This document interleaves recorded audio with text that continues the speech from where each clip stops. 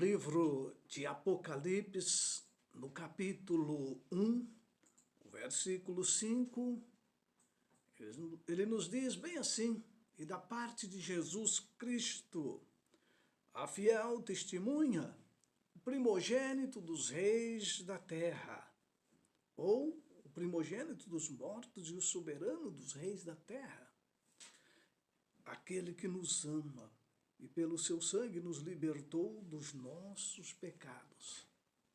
Que texto lindo é da parte de Jesus, o amoroso Jesus, aquele que em infinito amor e misericórdia, Deus fez em Cristo aquele que não conheceu o pecado, que ele se tornasse pecado por nós, para que nele fôssemos feitos justiça de Deus. Portanto, somos guiados pelo Espírito Santo. Se somos guiados pelo Espírito Santo, nós sentimos a nossa necessidade.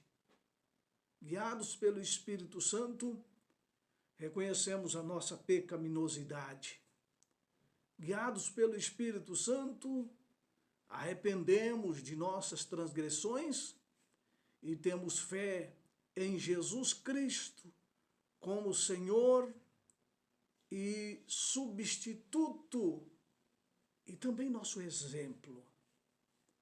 Essa fé que é daqueles que são guiados pelo Espírito Santo, essa fé aceita a salvação que advém do poder divino do Deus Criador, do poder da sua palavra, o poder que vem do dom da graça de Deus.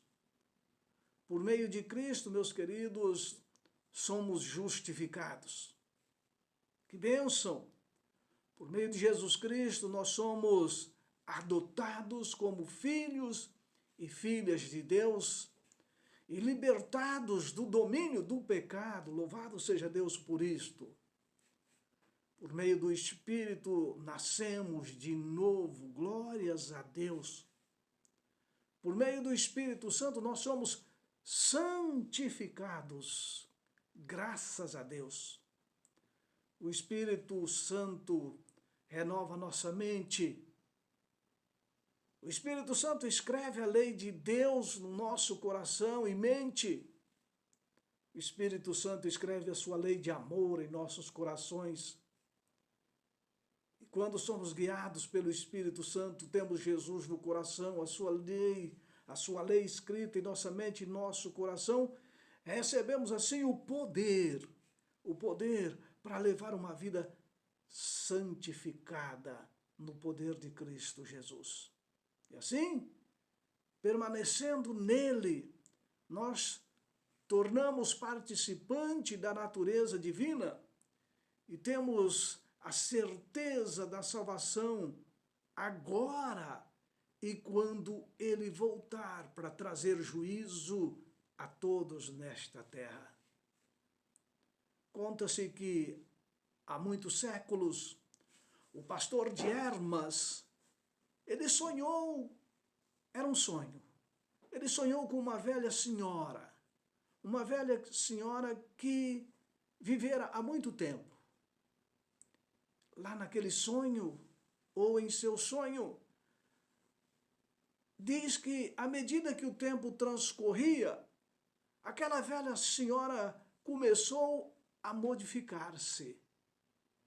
Embora o seu corpo ainda parecendo idoso, cabelos ainda continuavam brancos, a face daquela jovem ia parecendo mais jovem. A face dela ia parecendo mais jovem. E no sonho, ele diz que aquela senhora se tornou jovem. E assim, aquele pastor, ele vinculou esse sonho, ou o sonho daquela idosa senhora que se rejuvenesceu, ele vinculou aquele sonho à Igreja de Deus. E ele diz que os cristãos não podem estar estáticos. Se o Espírito de Cristo ele reina dentro de nós, e nós estaremos sempre em um processo de mudança. E Paulo afirma isso, dizendo quando Cristo amou a igreja, e assim mesmo se entregou por ela, para quê? Para que a santificasse, tendo-a purificado por meio da lavagem de água pela palavra, para apresentar a si mesmo igreja gloriosa, sem mácula, nem ruga, nem coisa semelhante, porém santa e sem defeito. Efésios 5, verso 25 a 27. Percebeu? A igreja de Cristo, que sou eu e você, não podemos permanecer estático. Podemos parecer velhos na nossa carne, mas o nosso interior a cada dia se renova, porque Cristo nos lava, nos purifica. Sabe, esse é o objetivo, ou deve ser o objetivo da igreja de Deus, daqueles que professam ser igrejas de Cristo. Qual deve ser nosso objetivo? Aceitar a purificação que Cristo faz em nós. Então, desta forma, todos aqueles que creem e compõem a igreja pode testificar que, mesmo que o velho homem se corrompa, mesmo que as rugas estejam em nossos rostos, mesmo que os nossos cabelos branqueiam, mesmo que percamos as forças físicas, mesmo que diminua a nossa capacidade de audição, de paladar, mesmo que vamos perdendo as forças físicas, Paulo diz, mesmo que o vosso velho homem se corrompa, contudo, o nosso homem interior se renova dia a dia. É claro que isso é pelo poder de Deus, sendo renovados dia a dia. Paulo escrevendo aos Coríntios, capítulo 4, verso 16. E ele diz mais, todos nós, sendo renovados, claro, o aceitando Cristo nos renovar, com o rosto desvendado, contemplando como por espelho a glória do Senhor, somos transformados de glória em glória na sua própria imagem, como pelo Senhor e pelo seu Espírito. Ah, meu querido, o cristão que abraça Jesus, que se entrega de corpo e alma, ele se envelhece fisicamente, mas interiormente cada dia ele é renovado, contemplando como que por um espelho, porque nós não conseguimos contemplar Cristo face a face, por enquanto não, um dia nós teremos esse privilégio, mas contemplando a Jesus como por um espelho, vamos sendo transformados, o Espírito Santo vai trabalhando. E essa transformação, meus queridos, este é o verdadeiro Pentecoste interior. O verdadeiro Pentecoste, meus queridos, não é falar em língua. O verdadeiro Pentecoste não é pular, gritar, expulsar demônio. O verdadeiro Pentecoste é ser transformado interiormente pela graça de Cristo, pelo poder do Espírito Santo. Esse é o verdadeiro Pentecoste. Ao longo das Escrituras, nós vemos a experiência ou descrição de experiências de muitas pessoas que creram. E essa experiência nós podemos entender pela palavra de Deus que são a justificação, a santificação, purificação e redenção. E esses passos são muito interessantes, porque eles são focalizados pela Bíblia Sagrada como sendo já alcançados ou sendo realizados no presente ou estando para ocorrer no futuro. Daniel, mas como assim? Vamos acompanhar o raciocínio bíblico e a gente vai entender. Quando nós compreendemos esses três passos, esses três pontos, essas três perspectivas, isso vai ajudar a solucionar muitos conflitos internos que temos, muitas tensões internas com relação à nossa vida espiritual, a nossa questão de justificação e santificação. Portanto, não vai ser hoje que eu vou responder esses três passos. É durante alguns estudos da Palavra de Deus, aqui, através da Rádio Getsemane, que nós vamos compreender isto. E a experiência da salvação e o passado. Vamos entender esse ponto. O conhecimento fatual, meus queridos, acerca de Deus, do seu amor, da sua benevolência, é insuficiente. Conhecimento acerca de todos os quesitos sobre Deus é insuficiente. Ué, Daniel, só conhecer não basta? Não. A tentativa de desenvolvermos o bem em nós, separados de Cristo, isso é contraprocedente. Também não resolve desenvolver o bem em nós, separados de Cristo. Eu tenho conhecimento, mas não estou em Cristo. Tenho conhecimento. A experiência da salvação, meus queridos, aquela que alcança as profundezas da alma, ela provém somente de Deus. Somente de Deus. E falando dessa experiência, Cristo disse, em verdade vos digo, se alguém não nascer de novo, não pode ver o reino de Deus. Quem não nascer da água e do Espírito não pode ver o reino de Deus. Tem muitos cristãos que têm conhecimento de muita coisa a respeito de Deus, mas não nasceu de novo. Tem pessoas que professam ser cristãos, crentes, crerem em Cristo, mas tentam desenvolver o bem a partir dele mesmo, não a partir de Cristo. Essas experiências são falíveis. Por isso, Jesus disse, precisamos nascer de novo da água e do Espírito Santo. Se não acontecer esse passo, essa decisão de nascermos de novo, nós não vamos poder entrar no reino de Deus. Poderemos ter conhecimento. Poderemos até fazer o bem, mas isso não vai nos levar à salvação. Então, somente através de Jesus Cristo, alguém pode experimentar a salvação. Só através de Jesus Cristo. Por isso, a Bíblia diz que não há salvação em nenhum outro.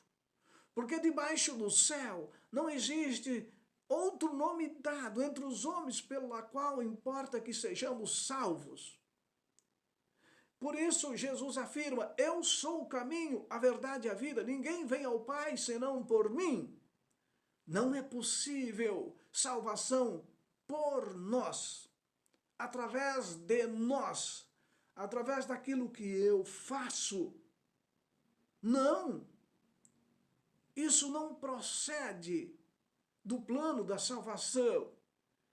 O único que é capaz de proceder à salvação em nós é Jesus Cristo. Percebeu? Ele é o caminho, nós não somos caminho. Ele é a verdade, nós não somos verdade, nem temos a verdade em nós, a não ser que estivermos em Cristo, que é a verdade, Cristo em nós, então temos a verdade. Não podemos ir ao Pai se não for por intermédio de Jesus. Não podemos ir ao Pai através de nós mesmos. Não podemos ir ao Pai por outros deuses. Não. Portanto, A experiência da salvação envolve conhecimento, sim, mas envolve decisão. Decisão. Envolve arrependimento, envolve confissão, envolve perdão, envolve justificação, envolve santificação, envolve entrega total. Falando de arrependimento, pouco tempo antes da sua crucifixão, Jesus ele prometeu aos seus discípulos o Espírito Santo. E o Espírito Santo, ele teria o poder de revelar a mim e a você que somos pecador. Por isso ele diz que enviaria o Espírito Santo para convencer o mundo do pecado, da justiça e do juízo. Portanto, quando nós cedemos lugar ao Espírito Santo, ele produz em nós o arrependimento. É só através de abrirmos o nosso coração a Jesus. Então, o Espírito Santo tem esse papel fundamental de nos convencer do pecado. Então, ele nos convence. Mas precisamos de nos entregar. Precisamos de abrir o nosso coração. Quando, por ocasião do Pentecoste, o Espírito Santo convenceu os discípulos que viviam ali brigas, viviam ali com diferenças, mas também convenceu as pessoas. Só pelo sermão de Pedro, naquele dia do Pentecoste, quase 3.000 almas se entregaram a Jesus. Por quê? Porque deixaram as suas vidas serem inundadas pelo poder do Espírito Santo e perguntaram a Pedro e aos apóstolos, dizendo, o que faremos? E Pedro diz, arrependei-vos. É o Espírito Santo, meu querido. Quando nós estamos cheios de nós mesmos, quando nós estamos cheios de egoísmo, de vanglória, de orgulho, de críticas, quando estamos cheios de autossuficiência, ricos e abastados, como o Espírito Santo vai proceder em nós? O Espírito Santo nos convence de que somos pecadores e necessitamos de um Deus perdoador. Arrependei-vos. E aí você pergunta, Daniel, o que é arrependimento, Daniel? Arrependimento, meus queridos, quando nós vamos lá para o hebraico, nachá, significa sentir-se triste. Sentir-se triste pelo pecado.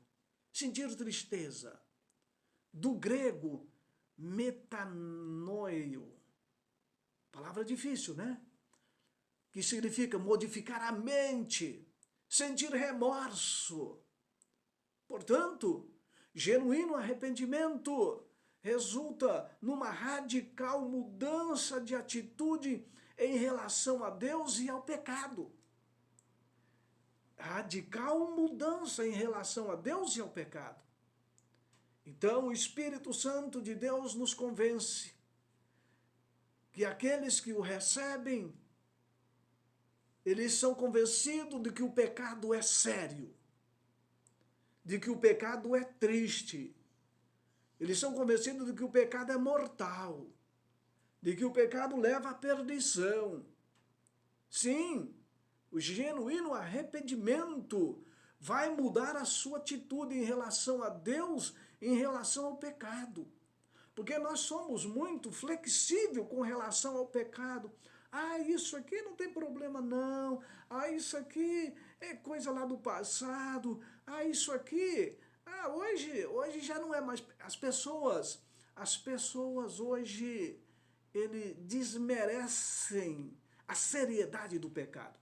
O pecado parece não ser mais coisa séria hoje. E assim, meus queridos, quando nós reconhecemos a seriedade do pecado, quando nós somos convencidos do pecado, então nós percebemos que nosso senso de justiça é como trapo de imundície. E só temos esperança se irmos a Jesus para limpar esse trapo de imundície, lavar esse trapo. E assim, quando sentimos tristeza pela culpa, nós confessamos os nossos pecados, abandonamos os nossos pecados, porque Jesus quer fazer isto em nós. Então, reconhecemos a veracidade da afirmação. Percebemos que, como diz o escritor de Provérbios, aquele que encobre as suas transgressões jamais prosperará. Mas aquele que confessa e deixa, esse sim alcançará misericórdia. Tem muitas pessoas aborrecidas na vida. Tem muitas pessoas que não prosperam espiritualmente.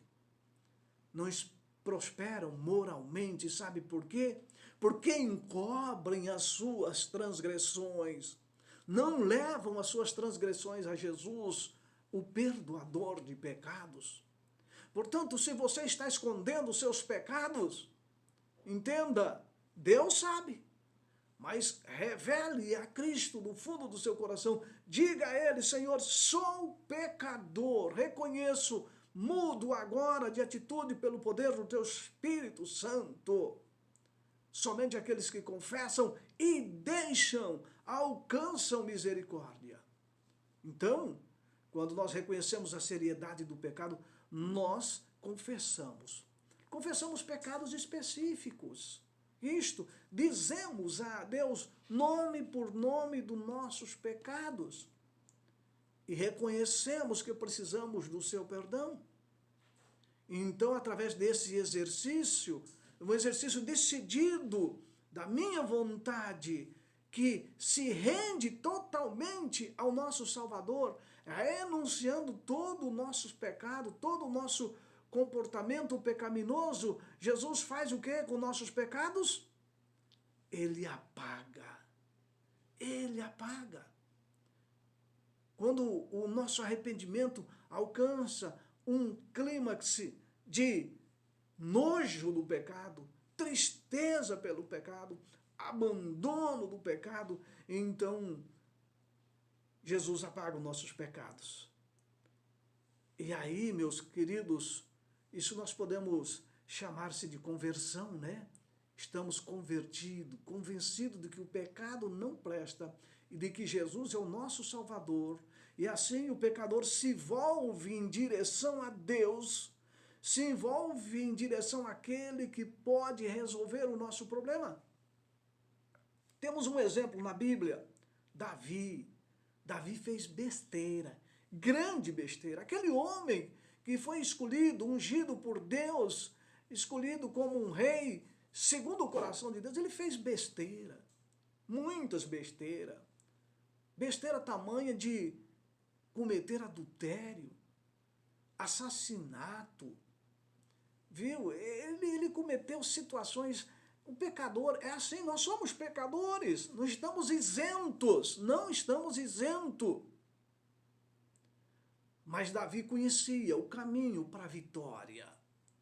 Davi sabia a trágica situação que ele enfrentaria. Davi sabia das consequências do pecado. Ele sabia. E ele, convencido pelo poder do Espírito Santo, meus queridos, você é pecador. O Espírito Santo fala na sua mente, fala, lutando para lhe convencer. Lhe convencer. O Espírito Santo quer lhe convencer. E o Espírito Santo convenceu a Davi. E ele chega a dizer lá em Salmo 51, você pode ler um salmo lindo, interessante da confissão de Davi.